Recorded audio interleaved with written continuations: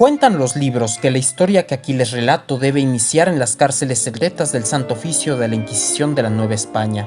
Ahí, en un edificio frente al antiguo convento de los frailes dominicos, un hombre nacido en Nuevo León llamado Servando Teresa de Mier escribió sus memorias en un día cualquiera del año 1819. Era vigilado por los guardias mañanas y noches por igual mientras esperaba que los inquisidores resolvieran su caso. Y es que todo el gobierno virreinal lo veía como un hombre peligroso.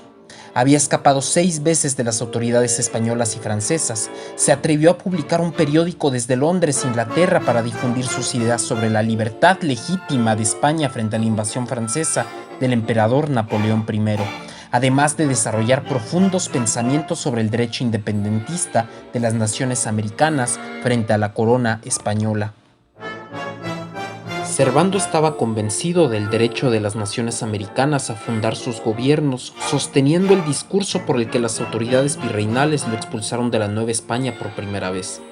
Ese discurso lo dio en la Basílica de Guadalupe un 12 de diciembre de 1794, y en él Servando dijo que el apóstol Santo Tomás, nombrado Quetzalcóatl por los indígenas, visitó los antiguos reinos americanos en el siglo I después de Cristo, y que fue este apóstol quien les había enseñado a los pueblos todo lo que necesitaban saber sobre Cristo y la devoción a su Inmaculada Madre, la Virgen María. De ahí que todos los mexicanos rindieran culto milenario a su Tonantzin Guadalupe, y no debieran nada a los españoles, que eran devotos de la Virgen de los Remedios. Por este atrevimiento, Servando fue condenado a 10 años de exilio del reino novohispano y encerrado primero en un convento español en Cantabria y después en Burgos, de donde escapó con rumbo a París. Fue preso luego en Madrid y Sevilla, de donde volvió a escapar de su sentencia para dirigirse a Gran Bretaña. En Londres, Servando conoció a otro hombre llamado Javier Mina, que también había luchado contra los ejércitos de Napoleón en Pamplona. Servando, como buen regio neoleonés obstinado, convenció a Mina de viajar a la Nueva España con su tropa en 1817 y unirse a los ejércitos insurgentes que mantenían las rebeliones de Hidalgo y Morelos. Llegaron a Estados Unidos y después se dirigieron a la costa de Tamaulipas, desde donde Mina avanzó tierra adentro para combatir al ejército del virrey entre las intendencias de Guanajuato y Nueva Galicia, acompañado por las tropas de un criollo llamado Pedro Moreno. Los resultados de la expedición de Mina y de Teresa de Mier fueron pésimas para los independentistas. El ejército virreinal capturó a Mier en Tamaulipas y además sitió el fuerte del Sombrero, cerca del actual Lagos de Moreno, persiguiendo a las tropas rebeldes sin descanso. Su objetivo era evitar que un nuevo descontento social sometiera a la ciudad de Guanajuato a una batalla como la de 1810. Durante los enfrentamientos, tomaron prisionera a Rita Pérez, esposa de Pedro Moreno, y la llevaron a la prisión de León.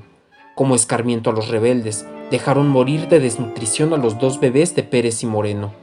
Pocas semanas después, Mina fue hecho prisionero en Silao y Moreno fue asesinado, y como pasó con los restos de Hidalgo, Allende, Aldama y Jiménez en la Lóndiga, su cabeza fue exhibida en una pica en señal de advertencia. Las noticias en otras regiones no eran menos dramáticas para los otros insurgentes en ese mismo 1817.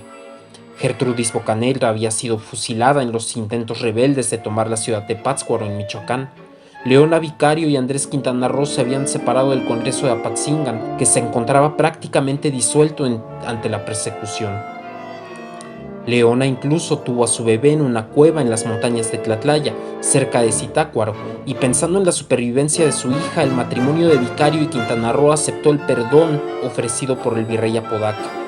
Otro insurgente, Guadalupe Victoria, que había estado a punto de capturar al mismísimo virrey Apodaca cerca de Jalapa, decidió vivir escondido entre la selva en Veracruz y nunca aceptó el perdón de la monarquía. Igualmente lo hizo Vicente Guerrero, oculto entre las montañas del sur que conducían al puerto de Acapulco. Así pasaban los días y las noches entre las cárceles inquisitoriales.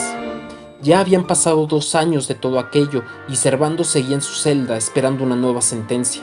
Se decía que lo enviarían a Cuba, para luego regresarlo a España y ahí ser juzgado, debido a un viejo título que lo reconocía como sacerdote privado del Papa. Sin embargo, Servando ya lo tenía todo pensado. Así como la mujer rica a la que llamaban la Güera Rodríguez había burlado a los inquisidores en 1811 por apoyar a Hidalgo, él se burlaría de sus custodios en Cuba para escapar de nuevo a los Estados Unidos. Después de todo, esta sería su fuga número 6. Seguro que ya no le resultaría difícil. Servando fue trasladado primero al fuerte de Perote, Veracruz, y después, como pensó, lo llevaron a La Habana, Cuba. Ahí actuó rápidamente, y cuando sus carceleros lo buscaron, ya se había esfumado. Se embarcó a Filadelfia, Estados Unidos, a esperar mejores momentos para la independencia de México. Sin embargo, Servando no esperó mucho en tierras extranjeras. Pronto recibió la noticia de que Vicente Guerrero y un general realista llamado Agustín de Iturbide habían pactado unificar tropas insurgentes y realistas para proclamar la independencia en el Plan de Iguala. La noticia era extraña. Incluso se llegó a decir entre los murmullos de los muros de la iglesia de la Profesa, en la Ciudad de México, que Iturbide estaba influenciado por las hábiles palabras de la mismísima Güera Rodríguez, mujer que no solo había desafiado a la Inquisición, sino que también había recuperado su lugar social entre la sociedad novohispana y que ahora sabía muchas de las intrigas y secretos del Palacio Virreinal. Servando se enteró en Filadelfia del desfile triunfal del nuevo ejército de las Tres Garantías en la capital de México y en enero de 1822 decidió navegar al puerto de Veracruz. Mala fue su suerte, pues su paso fue cerrado por las guardias marítimas del último castillo español de San Juan de Ulúa, hecho preso nuevamente y arrojado a las oscuras celdas abandonadas de esta causa española perdida. Pronto, el joven comandante del puerto de Veracruz del nuevo imperio mexicano, de nombre Antonio López de Santa Anna, obedecería las órdenes llegadas desde México para acudir a solicitar la liberación del ahora nombrado diputado imperial Mier. Pronto habría de nombrarse a un nuevo emperador en el territorio, y no había tiempo que perder. México era independiente e imperial y su corona estaba en juego, pero ese imperio ya es otra historia.